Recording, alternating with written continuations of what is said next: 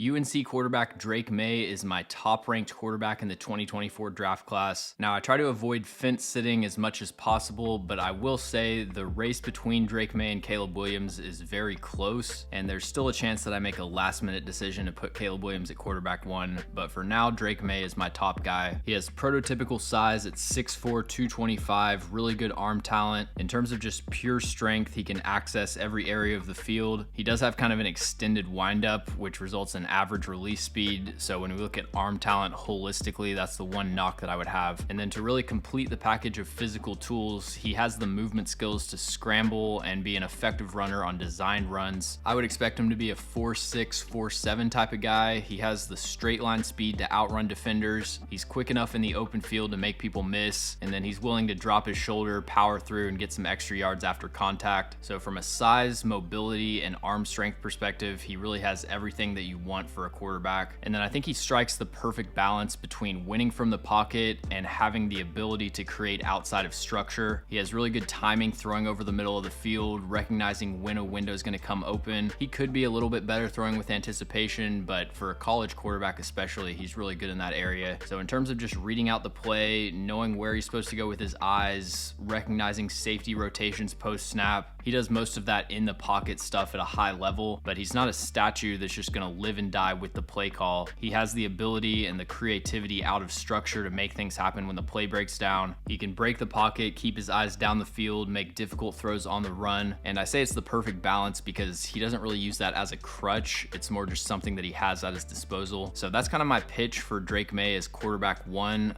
The one thing I didn't really mention is just aggressiveness attacking tight windows. But as we'll get into, that is also kind of a negative for him. But I think you've got a starting point for a franchise quarterback somewhere in that Justin Herbert to Jordan Love mold. If you're new to this channel, my NFL comparisons are more stylistic and the grades are saying how good of a player, how good of a prospect I think they are. And with quarterbacks, there's hardly ever a one-to-one comparison because there's so few NFL quarterbacks to go off of compared to the other positions. So he's not exactly the same as Love and Herbert, but those are probably the two closest comparisons, at least that I've watched. But there are some real negatives and potential bust factors with Drake Maye that give me some pause having him as quarterback 1. His final 2 games of 2023 were probably his worst games of the season, Clemson and NC State. Those 2 performances, plus the way Caleb Williams finished the year, is why I'm kind of reconsidering. Against Clemson, you saw one of his main issues pop up a couple times, which is that he has a tendency to be late throwing backside comebacks. Part of that's just needing to speed up working through his progressions. Part of that's that he doesn't have that quick of a release. But he threw an interception on the last play to Nate Wiggins, and he tried to throw pretty much the exact same interception a little bit earlier in the game. Sticking with the turnovers and turnover-worthy plays, like I said, his aggressiveness is a gift and a curse. He's willing to try to fit the ball into tight windows, but that also results in a good amount of dangerous throws. That's something that you see to a certain extent with both Drake Maye and Caleb Williams, and for both of them, it's something that they need to fine-tune, but I would still rather take the aggressive quarterback that's going to have a bad interception every now and then over the quarterback that needs to see everything open before they get rid of the ball. He'll also have some plays where he just doesn't see underneath defenders and he'll throw an interception or try to throw an interception. This was more of an issue early in the season. The Minnesota game especially, there were a couple examples of that, but I didn't notice that specific issue as much later in the year. I think his blitz recognition needs work. I thought his pocket presence and pocket mobility were pretty solid, but there were a few sacks that he took where he was just completely oblivious to a blitzing safety or nickel. And then I saved the worst for last, but by far his biggest negative is accuracy. Now, he has flashes of elite ball placement, just making throws into tight windows that only a few quarterbacks in college football can pull off. But as far as consistent ball placement, it's just not there with Drake Maye, really at any level of the field. This table shows on-target rate by throw depth for this past season. So each column is split by air yards, and the colors scaled red, yellow, green for all college quarterbacks. He wasn't above average in on-target rate at any level of the field. He'll overthrow screen passes, he'll hit receivers out of stride over the middle, he'll overthrow or underthrow deep passes, he leads receivers out of bounds. The accuracy is just nowhere near consistent enough. And like I said, a lot of the stuff on this list you can live with. The over-aggressiveness, I'll take that as long as you're getting the big-time throws, but the inaccuracy is a major concern for Drake Maye. Thanks for watching. If you enjoyed the video, make sure to like and subscribe. If you want to see my full NFL draft board as an interactive table, I've got that up on A to Z Sports. The link to that is in the description. And let me know in the comments any NFL draft prospects that you'd like me to cover.